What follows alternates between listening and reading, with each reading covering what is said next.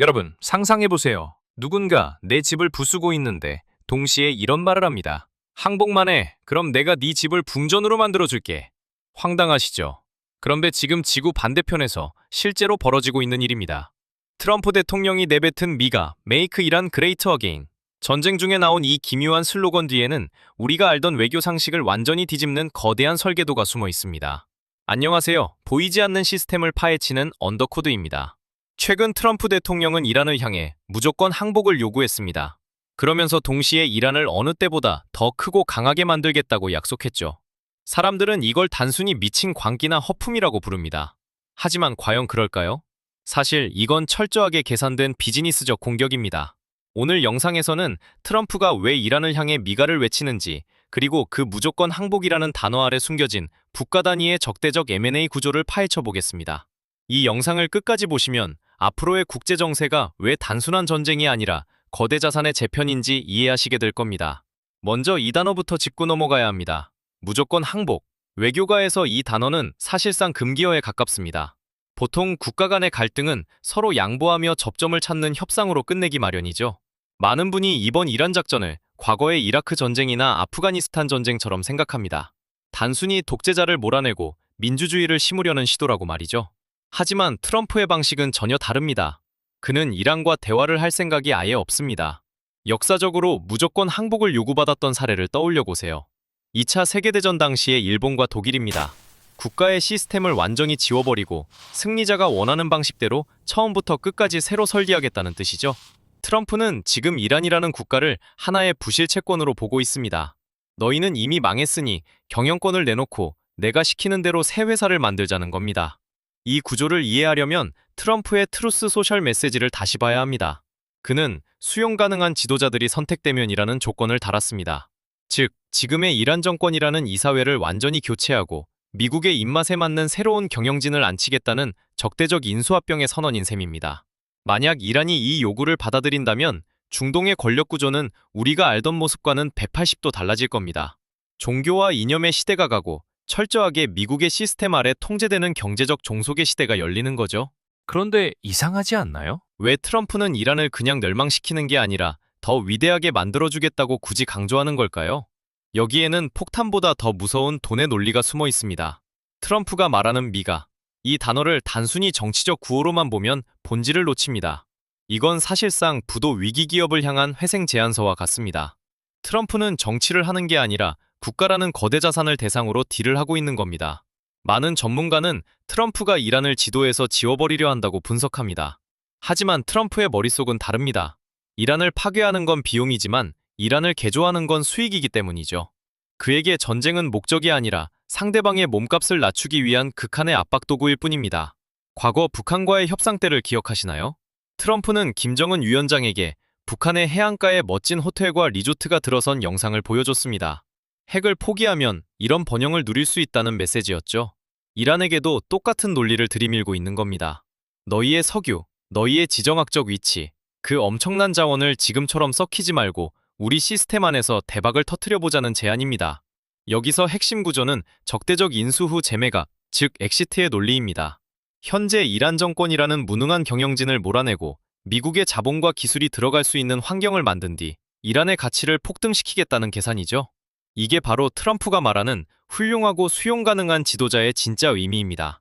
정치적 민주주의가 아니라 미국식 비즈니스의 협조적인 대리인을 세우겠다는 겁니다. 만약 이 시나리오가 작동한다면 중동은 더 이상 종교전쟁의 터전이 아닙니다. 거대한 미국발 건설붐과 자원개발의 각축장이 되겠죠. 하지만 이 달콤한 유혹에는 반드시 지불해야 할 대가가 있습니다. 바로 주권의 상실과 경제적 예속입니다.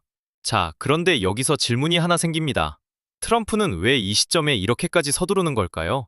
단순히 이란이 미워서일까요? 아닙니다. 이란이라는 퍼즐 조각이 맞춰져야만 완성되는 거대한 에너지와 달러의 설계도가 따로 있기 때문입니다.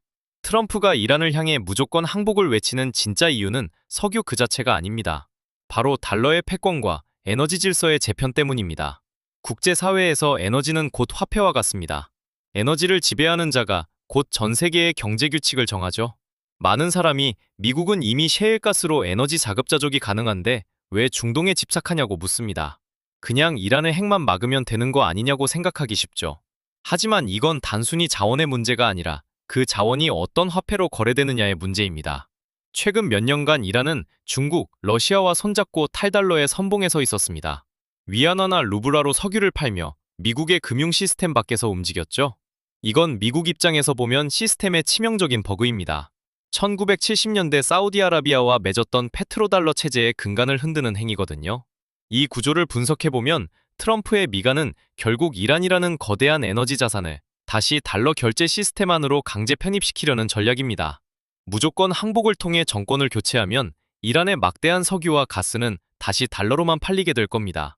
그렇게 되면 전 세계의 달러 수요는 폭증하고 미국의 인플레이션 압박은 줄어들며 달러의 가치는 더욱 공고해집니다.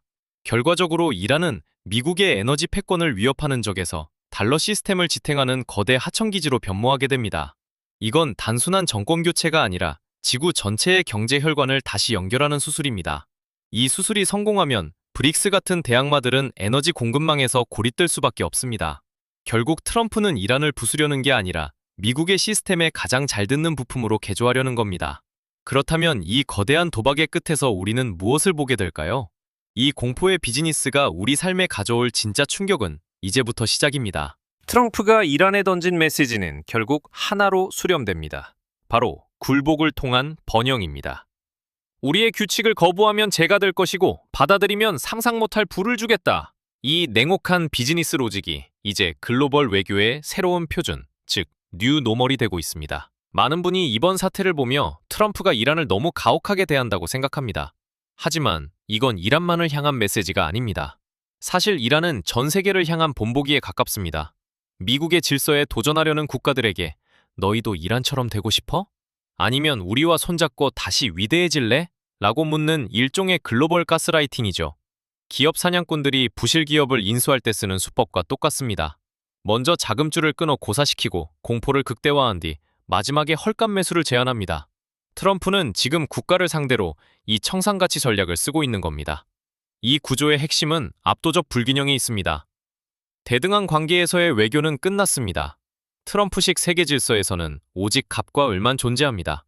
이란이 무조건 항복을 받아들이는 순간 그들은 더 이상 주권 국가가 아니라 미국의 거대한 경제 생태계 속의 한 섹션으로 전락합니다. 이게 바로 트럼프가 설계한 공포의 비즈니스 모델입니다. 앞으로 우리는 더 많은 미가를 보게 될지도 모릅니다. 북한, 베네수엘라, 심지어는 중국이나 러시아와의 관계에서도 이런 항복 후 재건의 논리가 적용될 수 있죠. 정치는 사라지고 거래만 남은 세상, 영부는 사라지고 실리만 남은 정글. 우리가 마주할 미래의 모습입니다. Make Iran Great Again. 이 짧은 문장은 단순한 선전포고가 아닙니다. 낡은 외교의 시대를 끝내고 국가 경영의 시대를 선포하는 신호탄이죠. 누군가는 이란의 변화를 보며 새로운 기회라고 말할 겁니다. 하지만 우리는 질문해야 합니다. 그 위대함의 대가가 스스로 결정할 권리를 포기하는 것이라면 과연 그것을 번영이라고 부를 수 있을까요? 세상은 우리가 보는 것보다 훨씬 더 냉혹하게 설계되어 있습니다. 이란 다음으로 트럼프의 투자 제한서를 받게 될 곳은 어디일까요? 어쩌면 그 타겟은 우리가 생각하는 것보다 훨씬 가까이 있을지도 모릅니다. 지금까지 보이지 않는 시스템을 파헤치는 언더코드였습니다. 오늘 분석이 흥미로우셨다면 구독과 좋아요 부탁드립니다.